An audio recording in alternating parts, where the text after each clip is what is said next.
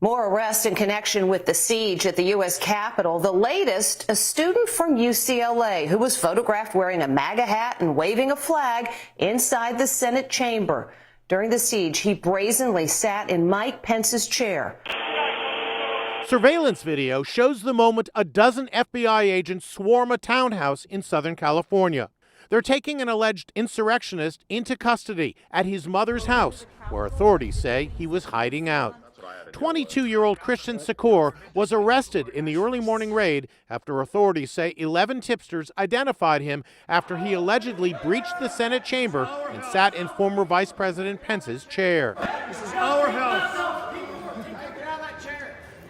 No, this is our chair. I agree with you, brother, but it's not ours. It belongs to the Vice President of the United States when he's in here. It's not our chair.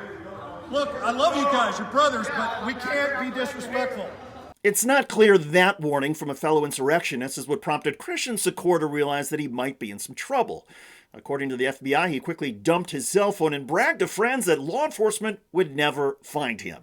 Well, they did, and for Secor, the arrest is even more embarrassing than that. Hello, everybody. I'm David Shuster, and thanks for joining us.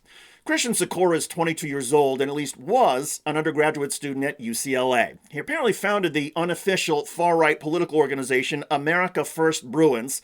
According to the FBI charging documents, he expressed confidence to friends that he would never be arrested, and apparently confided in one friend that the reason he was confident is because he was smartly hiding out at his mother's home in Costa Mesa.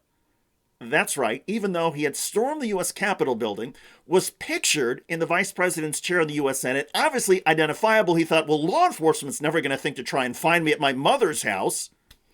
It goes to show that not all the stupid, rich, white kids in California can be found at USC. UCLA also gets its fair share of idiots.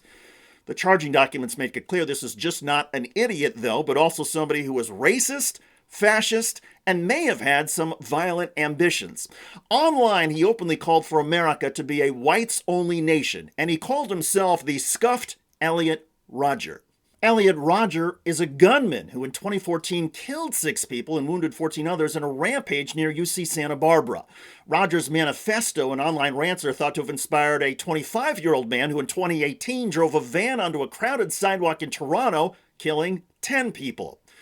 Christian Secor, according to friends, loved Donald Trump, who said that he loved people in general like him. Christian Secor, clearly one of the most poorly educated students at UCLA, or at least one of the university's biggest failures, now faces multiple felony charges.